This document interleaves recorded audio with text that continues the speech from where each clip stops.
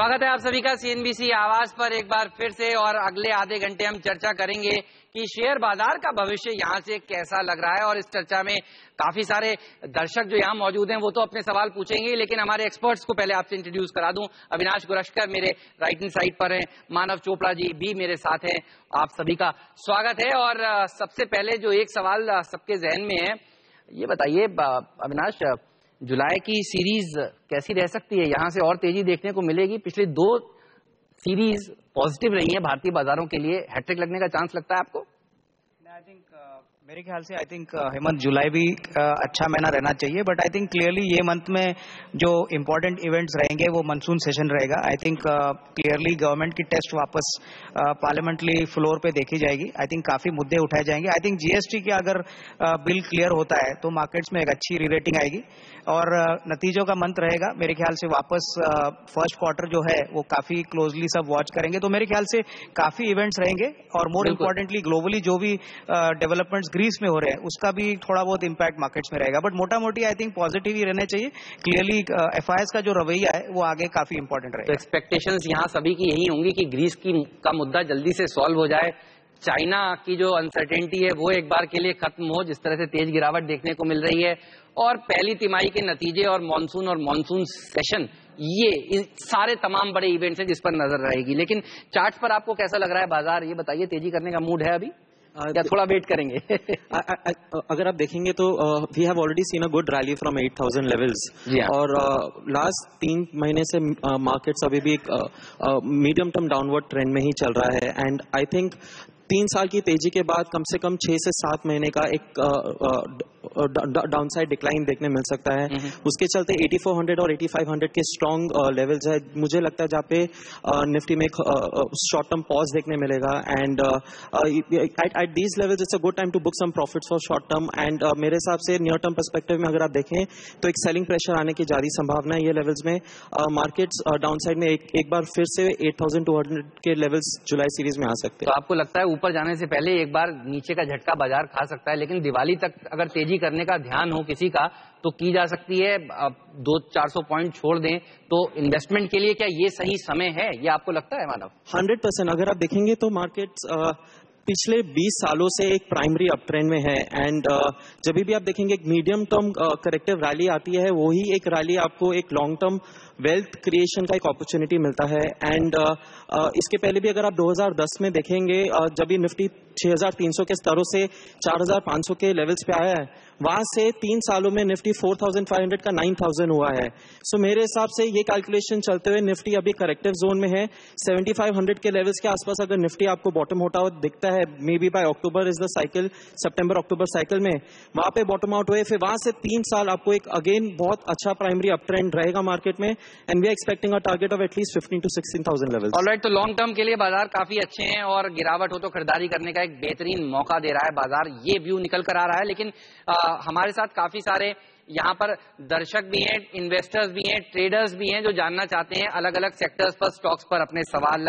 राठौर जी ने हमें अपना सवाल भेजा है और वो जानना चाहते हैं, मैं पढ़ के बता देता हूं, कि बैंकिंग सेक्टर यहां से कैसा प्रदर्शन दिखा सकता है? अविनाश, इस सीरीज जो कभी खत्म हुई उसमें हमने देखा बैंकिंग शेयरों ने कुछ खास आउट परफॉर्म नहीं किया है, और सरकार अब बात कर रही है पीएसयू बैंकिंग कंपनियों में, पीएसयू बैंक्स में कैपिटलाइजेशन की। आपको क्या पसंद आ रहे हैं? क्योंकि पहले जो था वो कंसेंसस था कि प्राइवेट सेक्टर बैंकिंग शेयर खरीद लीजिए और सो जाइए, अच्छा पैसा बनेगा। लेकिन क्या व्यू बदल रहा है या अभी भी आप उसी व्यू पर डटे रहेंगे? I think Hemant, PSU banks की बात करें तो मुझे लग रहा है कि शायद 1-2 क्वार्टर और थोड़ा पेन रहेगा। आई थिंक क्लियरली कैपिटलाइजेशन जो गवर्नमेंट ने कहा है वो काफी छोटी अमाउंट है, क्योंकि अगर हम कैपिटल की रिक्वायरमेंट की बात करें तो अगले 2-3 सालों में पीएसयू बैंकों को करीबन 2 लाख करोड़ की जरूरत पड़ेगी, और ये काफी बड़ी अमाउंट है। क्लियरली अगर हम नतीजों की बात करें तो जैसे डिसअपॉइंटमेंट्स हमने Q4 में देखे थे, शायद ये पहला क्वार्टर भी होगा और काफी खराब रहने की एक्सपेक्टेशन है। हाल ही में आरबीआई गवर्नर ने भी कहा है कि पीएसयू बैंकों की एसेट क्वालिटी काफी खराब रहेगी। तो मेरे ख्याल से बैंकिंग सेक्टर में अगर कोई पोजीशन लेना चाहता है या कोई जुलाई की सीरीज में खेलना चाहता है तो प्राइवेट सेक्टर बैंक्स ही ठीक रहेंगे। तो प्राइवेट सेक्टर ज्यादा सेफ बेट्स हो सकते हैं यहां से, ये राय है अविनाश की। त्रिभुवन जी हमारे साथ यहां पर मौजूद हैं जो अपना सवाल पूछना चाहते हैं हमारे एक्सपर्ट से। त्रिभुवन जी कृपया खड़े होइए, अपना सवाल पूछिए। चलिए, एक और दर्शक यहाँ पर हैं। पहले त्रिभुवन जी का सवाल ले लेता हूँ। उन्होंने हमें जो लिख के यहाँ पर दिया है वो ये है कि शेयर बाजार का आउटलुक जानना चाहते हैं अगले 2 साल के लिए। 2 साल के लिए कितनी तेजी हो सकती है बताइए। नए हाइट तो पक्का बनेंगे। निफ्टी का टारगेट क्या है और सेंसेक्स का टारगेट क्या है?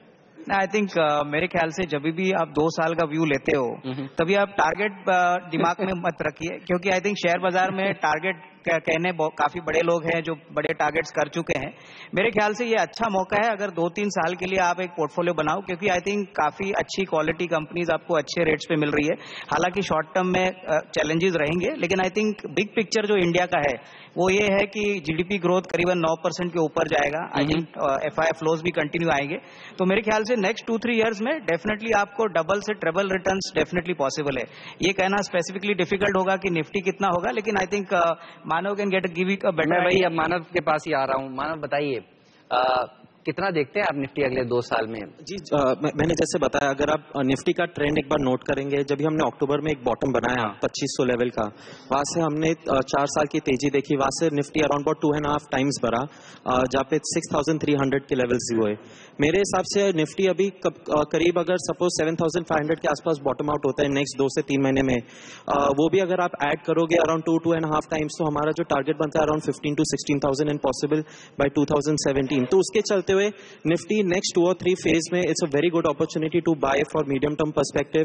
एंड आपको काफी सारे स्टॉक्स और सेक्टर्स में बहुत अच्छे stocks at for long term positions के बहुत अच्छे लेवल्स में मिल सकते हैं। ऑलराइट, चलिए स्पंदन जी हमारे साथ यहाँ पर मौजूद हैं। स्पंदन जी खड़े होइए, अपना सवाल पूछिए, बताइए क्या जानना चाहते हैं आप। आपको प्लीज माइक दीजिए। हाँ बताइए स्पंदन जी। जी पूछिए अपना सवाल। हाँ जी इंफ्रा स्टॉक में क्या है फ्यूचर में? और ये बताइए कौन से इंफ्रास्ट्रक्चर के शेयर हैं आपके पोर्टफोलियो में? जी एल&टी। एल&टी जैसा बढ़िया शेयर है। किस भाव पर खरीदा आपने? जी मैंने 1400 पे। 1400 पे खरीदा। और नजरिया कितना है, लंबी अवधि के लिए खरीदा? लॉन्ग टर्म के लिए। लॉन्ग टर्म के लिए एल&टी में इन्होंने खरीदारी करी है। मुझे डर था इंफ्रास्ट्रक्चर का, इन्होंने जब सवाल भेजा था तो बहुत सारी छोटी कंपनियों के नाम लेंगे, लेकिन इन्होंने बताया एल&टी। लॉन्ग टर्म में किस तरह के रिटर्न दे सकता है? और जिस तरह से अब वो अलग अलग कंपनियां होके लिस्ट होने की बात है, उस पर कितना भरोसा किया जाए? I think L&T definitely infra space में काफी फ्रंटलाइन बड़ा प्लेयर है। इनफैक्ट जस्ट ऑपरेशनली अगर हम बात करें तो ऑर्डर इनफ्लो जो कंपनी का है वो काफी बढ़िया है। इनफैक्ट अगर हम 2 साल की बात करें तो क्लियरली कैपिटल गुड्स में डेफिनेटली जिस प्रकार का ग्रोथ आने वाला है, कॉर्पोरेट कैपेक्स बढ़ेगा, मैक्रो फैक्टर्स कंट्री के अच्छे होंगे, तो डेफिनेटली कैपिटल गुड्स सेक्टर में फायदा होगा। लेकिन एल&टी की खासियत यह है कि वो डिफेंस सेक्टर में भी ऑपरेट करते हैं, तो मुझे लग रहा है कि उनका प्रोडक्ट पोर्टफोलियो काफी मजबूत है। क्लियरली इन्होंने जिस प्राइस पे लिया है वो भी काफी अच्छा एंट्री पॉइंट है। मेरे ख्याल से नेक्स्ट 2 साल में I would not be surprise अगर कम से कम 23-2400 का ये स्टॉक प्राइस हो। और वैल्यू अनलॉकिंग के लिए जिस प्रकार से रोड मैप भी चेयरमैन साहब ने कहा है, मेरे ख्याल से वहां से भी एल&टी को काफी फायदा होगा। ऑलराइट, चलिए तो वैल्यू अनलॉकिंग होगी, काफी सारे उनके इश्यूज आएंगे, उसमें भी आपको काफी मौके मिलेंगे। लेकिन यहाँ पर मलय जी के पास चलना चाहेंगे। मलय जी हिल ड्राइव भावनगर से यहाँ पर आए हैं, वो अपना सवाल पूछना चाहते हैं। उन्होंने अपना सवाल लिखकर भी हमें दिया है। मलय जी आप अपने खड़े होइए और बताइए क्या सवाल है आपका।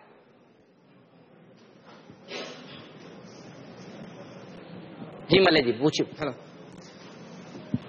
बोलिए, बताइए। हेलो। हाँ जी। हाँ जी, मैं जानना चाहता हूँ गुजरात एनआरईको का फ्यूचर क्या रहेगा? ओहो, तो आपने कितने शेयर खरीद रखे हैं गुजरात एनआरईको के? एक्चुअली मेरे एक क्लाइंट के पास है। Alright, around 1 lakh. और मैं आपसे बिना भाव पूछे बता सकता हूँ उनको नुकसान हो रहा होगा। अच्छा, चलिए गुजरात एनआरईको आपके फ्रेंड के पास है, और आपका सवाल क्या और आप करते क्या है ये भी बताइए। मैं स्टॉक ब्रोकिंग में डीलिंग करता हूँ सर। ऑलराइट, चलिए तो गुजरात एनआरईको गुजरात की कंपनी, लेकिन पैसा नहीं बनाकर दिया है इन्वेस्टर्स को, ये सब जानते हैं, नोन फैक्ट है। निकल जाना चाहिए अविनाश, नुकसान हो रहा है, एक बार के लिए भुगत लेना चाहिए, ये स्ट्रेटेजी सही है या फिर होल्ड रखें अभी भी? नहीं, मेरे ख्याल से I think ray of hope है। मार्केट्स में एक कहावत है कि आप अच्छे क्वालिटी स्टॉक्स में रहोगे तो ही पैसा बनेगा। यहाँ पे मैं यही कहना चाहूंगा कि प्रमोटर ने ऑलमोस्ट 95% अपना जो प्रमोटर का शेयर है वो भी प्लेज किया है। जी हाँ। तो आई थिंक जब भी इतनी बड़ी मात्रा में प्लेजिंग होती है तभी एक क्लियर इंडिकेशन होता है कि प्रमोटर को भी थोड़ा बहुत दबाव है, बैंक्स पैसा नहीं दे रहे हैं। बिल्कुल। और फाइनेंशियली अगर हम देखें तो लगातार 4-5 क्वार्टर से कंपनी घाटे में है। तो आई वुड से दैट जो भी कैपिटल अभी बना है कोई अच्छे शेयर में डालिए, क्योंकि क्लियरली क्लियरली कैपिटल वही बनता है जहां पे क्वालिटी अच्छी हो, मैनेजमेंट अच्छी हो। गुजरात एनर्जी कोक ने इन्वेस्टर्स को काफी डिसअपॉइंट किया है और मुझे नहीं लग रहा है कोई शॉर्ट टर्म या लॉन्ग टर्म पे इमीडिएटली इस शेयर से पैसा बनेगा। ऑलराइट, चलिए तो क्वालिटी के साथ अगर आप स्टिक करेंगे तो आपको अच्छे रिटर्न भी मिलेंगे और अच्छी नींद भी आएगी, यहाँ पर मैं ये जोड़ना चाहता हूँ। आप बने रहिए सीएनबीसी आवाज के साथ। आप देख रहे हैं बिजटेक सॉल्यूशंस, जो स्पॉन्सर है इस खास इवेंट का, future cities of India Bhavnagar. एक ब्रेक लेकर अभी हाजिर होते हैं।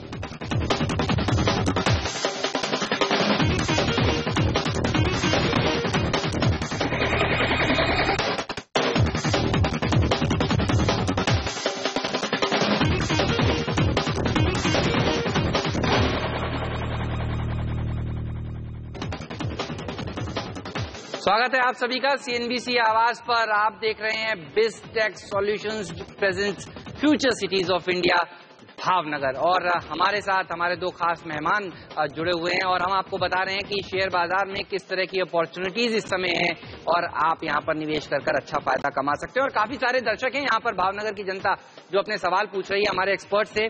समीर वोरा जी के पास चलेंगे। वोरा साहब बताइए, क्या जानना चाहते हैं आप, बताइए। हेलो, मेरा क्वेश्चन अविनाश जी से है। Post rate cut in China, आपको क्या लग रहा है कि commodity price and specially in steel stock कुछ पॉजिटिव अपट्रेंड रहेगा क्या वहाँ पे? और आप क्या करते हैं, आप ये भी बताइए। या बेसिकली मेरा treasury management and debt arranger का मेरा ज्यादा काम है। तो पिटे हुए मेटल स्टॉक्स में कुछ उछाल देखने को मिल सकता है, ये जानना चाहते हैं चाइना के जिस तरह से अनाउंसमेंट आया over the weekend. I think Hemant, definitely rate cut होने से जो मेटल कंपनीज है वहां पे डेफिनेटली आपको एक अच्छा उछाल देखने को मिलेगा। लेकिन मैं ये भी कहना चाहूंगा कि अभी भी जिस प्रकार के वैल्यूएशंस चाइनीज मार्केट्स में है, करीबन 85 टाइम का मल्टीपल चाइनीज मार्केट्स में है। हमने काफी एफआईएस को भी देखा है जिन्होंने कहा है कि अभी भी इस गिरावट में शेयर खरीदने की शायद राइट स्ट्रैटेजी ना रहे।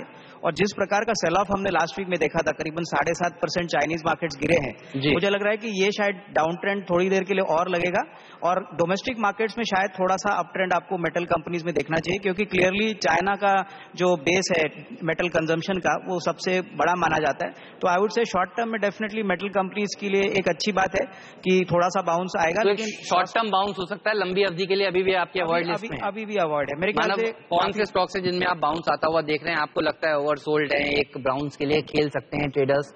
कोई स्टॉक आपको लगते हैं? देखिए, स्टॉक स्पेसिफिक में सबसे अच्छा लग रहा है जेएसडब्ल्यू स्टील। अगर आप देखेंगे स्टॉक अपने 1300 के लेवल से कंटिन्यूसली गिर के अभी 890-900 के आसपास ट्रेड कर रहा है। It's already decline by 35%।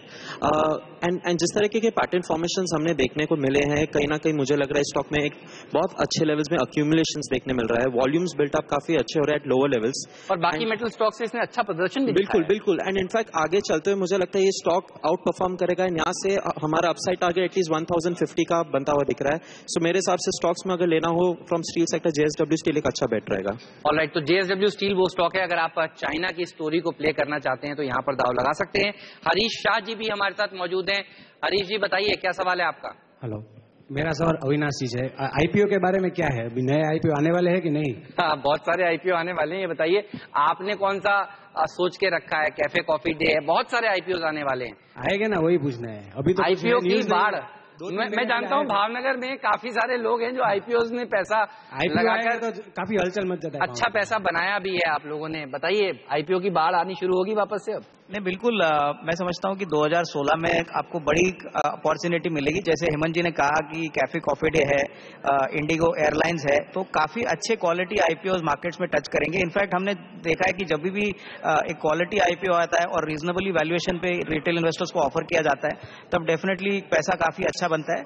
तो मेरे ख्याल से आई थिंक आपकी जो वेट है वो शायद आने वाले 2-3 महीनों में आपको दिखाई देगा कि काफी बड़े अच्छे क्वालिटी आईपीओ आएंगे, तो तब आप अप्लाई कर सकते हैं। चलिए, तो पैसा आप इधर उधर मत लगाइए, एफडीज में मत रखिए संभाल के। बहुत सारे आईपीओ आने वाले हैं, वहां पर आपको अच्छे मौके मिलेंगे। और सीएनबीसी आवाज जरूर देखते रहिए, क्योंकि ऐसे तमाम विशेषज्ञ आके आपको बताने वाले हैं वहां पर कि कौन से आईपीओ में आप पैसा लगाएं और कौन से आईपीओ से आप दूर रहें, अवॉइड लिस्ट में रखें। चलिए घनश्याम जी के पास चलते हैं। घनश्याम जी यहाँ पर हैं हमारे साथ मौजूद। बताइए, क्या सवाल है आपका? मेरा 2000 शेयर एनबीसीसी में इन्वेस्टमेंट है। एनबीसीसी आपने खरीदा है? तो पिछला हफ्ता तो काफी अच्छा था, आपने पार्टी वगैरह खूब की होगी। 125 मैंने इन्वेस्ट किया था। 2000 शेयर है, तो उसके लिए अभी आगे क्या स्ट्रेटेजी होनी चाहिए? एनबीसीसी एक बेहतरीन आउट परफॉर्मर रहा है, हालांकि पीएसयू कंपनियों ने ज्यादा अच्छा प्रदर्शन नहीं दिखाया रियल एस्टेट स्पेस में, लेकिन इस स्टॉक ने आउट परफॉर्म किया है। ये बताइए किस तरह के एक्सपेक्टेशंस हैं यहाँ से और ऊपर जाने के लिए? चार्ट वगैरह अच्छे लगते हैं आपको, मजबूत? जी बिल्कुल, ये स्टॉक काफी अच्छे अप ट्रेंड में मूव हो रहा है। एंड अगर आप देखेंगे भी तो ये स्टॉक ने रिसेंटली जो एक हायर बॉटम बनाया है वो बनाया करीब 750-800 के आसपास। इसके पहले उसका एक हायर बॉटम 550 का था। मुझे लगता है ये जो फॉर्मेशंस बना है ये स्टॉक अपने प्रीवियस 52 वीक हाई भी क्रॉस करेगा। एंड उसके चलते देख के इसके जो मोमेंटम ऑसिलेटर्स अगर हाई टाइम फ्रेम चार्ट पे इसका जो ट्रेंड है अभी भी बहुत स्ट्रॉन्ग और इंटैक्ट है। मेरी तो सलाह रहेगी कि ये ट्रेंड कंटिन्यू रहेगा for at least for next 1.5 year. तो उसके चलते इस स्टॉक में इन्वेस्टेड रहे एंड इसका एटलीस्ट अपसाइड पोटेंशियल 32-35% देखने मिल सकता है नेक्स्ट 1 ईयर। तो घनश्याम जी आपको सलाह यही है, होल्ड करिए, बने रहिए इस पोजीशन पर, अभी मुनाफा वसूल मत करिए। काफी और अच्छे लेवल्स आपको आने वाले दिनों में दिख सकते हैं। एनबीसीसी पर ये राय निकल कर आई है। नसीर जी भी हमारे साथ यहाँ पर मौजूद हैं। नसीर जी बताइए आपका क्या सवाल है? जी नसीर जी बताइए। सर मेरा सवाल रियल एस्टेट और इंफ्रास्ट्रक्चर 2 इयर्स के लिए। रियल एस्टेट स्पेस और इंफ्रास्ट्रक्चर में कौन से वो शेयर हैं जो यूनिटेक? जेएमआर इंफ्रा और यूनिटेक आपने खुद चुना है या किसी ने आपको सलाह दी है यहाँ पर? नहीं, मैंने ऐसे ही लिया है यूनिटेक। क्योंकि काफी पिट चुके हैं, ये लॉजिक है क्या? नहीं, अभी लिया है। पिटने के बाद ही लिया है। पिटने के बाद लिया है। किस भाव पर खरीदे दोनों शेयर आपने? मैंने 8 रुपये और 50 पैसे पर। अच्छा, और कितने लोग हैं जिन्होंने इस गिरावट में यूनिटेक और जीएमआर को एक्वायर किया है, अगर आप हमें हाथ खड़े करके बता सकें? अच्छा, कुछ लोग हैं यहाँ पर। ऑल राइट, चलिए, तो काफी सारे दर्शक हैं जो ये जानना चाहते हैं इन पिटे हुए शेयरों में खरीदारी करें और ऊपर के मूव्स देखने को मिल सकते हैं। ये बताइए फंडामेंटली आप क्या खरीदारी करेंगे अविनाश, अपना पैसा यहाँ डालेंगे इस समय? आई थिंक हेमंत, ये बात सब जानते हैं कि ये शेयर्स जिस प्राइस के लेवल से नीचे गिरे हैं, मेरे ख्याल से इसका मेन कारण मैंने पहले कहा कि सारे प्रमोटर्स ने यहाँ पे मेजॉरिटी अपने जो शेयर्स है प्रमोटर फंडिंग ऑलरेडी उन्होंने गिरवी रखा है। दूसरी बात, डेट जो बैलेंस शीट पे है, इन्होंने यूनिटेक की बात की, जेएमआर इंफ्रा की बात की, तो मुझे नहीं लग रहा है कि in the immediate short term कम से कम 1 साल के लिए इन शेयरों में कोई भी अच्छी बढ़त आ सकती है। अगर रियल एस्टेट या इंफ्रा में अगर इन्वेस्ट करना है तो आई थिंक प्रीवियसली एलएनटी का किसी ने जिक्र किया था, मेरे ख्याल से लार्सन एंड टूब्रो एक अच्छा क्वालिटी स्टॉक है। अगर रियल एस्टेट की बात करें तो गोदरेज प्रॉपर्टीज है, ओबेरॉय रियल्टी है, यहाँ पे निवेश करें, क्योंकि रियल एस्टेट में ग्राउंड लेवल पे अभी भी कोई इंप्रूवमेंट नहीं हो चुका है। अभी भी इन्वेंट्री काफी मात्रा में अनसोल्ड है और रेट कट का जो इम्पैक्ट है वो आते आते काफी टाइम लगेगा। तो आई थिंक अविनाश मुझे ये बताइए, अगर मैं आपसे कहूं रियल एस्टेट, इंफ्रास्ट्रक्चर और आईटी, इन तीनों में से एक सेक्टर चुनना हो तो आप कहां पैसा डालेंगे इस समय? आई थिंक बिल्कुल आईटी चुनूंगा, बिकॉज अगर रुपये की बात करें तो करेंसी वीकन हो गई है। यूएस की इकोनॉमी नेक्स्ट 6 मंथ्स में क्लियर इंडिकेशन दिखा रही है कि वहां पे एक अप ट्रेंड आने वाला है। फेड भी कह रहा है कि सितंबर के बाद रेट हाइक आएगा। तो आई थिंक आईटी के लिए ये अच्छा मौका है, स्पेशली फ्रंट लाइन कंपनीज के लिए और चुने को एक मिड कैप के लिए। लेकिन जिस बात की मैं कह रहा हूं कि इंफ्रास्ट्रक्चर और मेटल्स, यहाँ पे वोलेटिलिटी रहेगी और आपको शायद अर्निंग्स दबाव में देखने को मिलेगी। और आप बताइए, चार्ट्स पर हमने देखा एक करेक्शन देखने को मिला आईटी शेयरों में, और उसके बाद जिस तरह से कॉग्निजेंट के अच्छे नंबर आए, शुक्रवार को एक उछाल देखने को मिला। अगर आपको खरीदने हो आईटी शेयर नतीजों से पहले, Q1 के नतीजों से पहले, तो कौन से वो 2 आईटी स्टॉक्स होंगे? देखिए, सबसे पहले अगर एक आईटी स्टॉक होगा वो रहेगा टेक महिंद्रा। आप देखेंगे कि ये स्टॉक काफी टाइम से लास्ट 4-5 सालों में one of the out performer stocks रहा है। एंड रिसेंटली अपने 740 के हाई से स्टॉक गिर के अभी करीब 550 के आसपास चल रहा है। मुझे नहीं लगता ये स्टॉक में ज्यादा डाउनसाइड है। हमारा एक लॉन्ग टर्म बाइंग पर्सपेक्टिव का एक बैंड है 470 के और 500 के आसपास। करीब अगर ये लेवल के आसपास आपको ये स्टॉक मिले तो मेरे हिसाब से बहुत अच्छा रिस्क रिवॉर्ड रेशियो रहेगा। एंड जो सेकंड स्टॉक हमें लेना अच्छा लग रहा है वो एक टीसीएस रहेगा। 2400 लेवल एक इंपॉर्टेंट सपोर्ट है।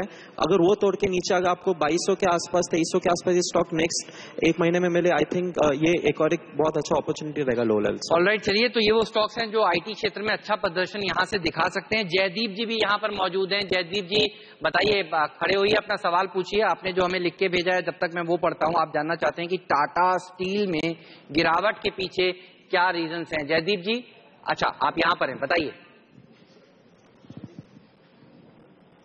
Yes sir. हाँ बताइए, पूरा सवाल बताइए। हाँ सर, वो टाटा स्टील में ऐसा है कि वो रिटर्न तो दे रहा है, ईपीएस उसका बढ़ता ही जा रहा है। एवरेज ईपीएस उसका 65 रुपीज है। एंड स्टॉक में गिरावट देखने को मिल रही है, इसलिए मैंने क्वेश्चन किया था उसमें का रीजन। और आपने किस लेवल्स पर एक्यूमुलेट किया था टाटा स्टील? 327।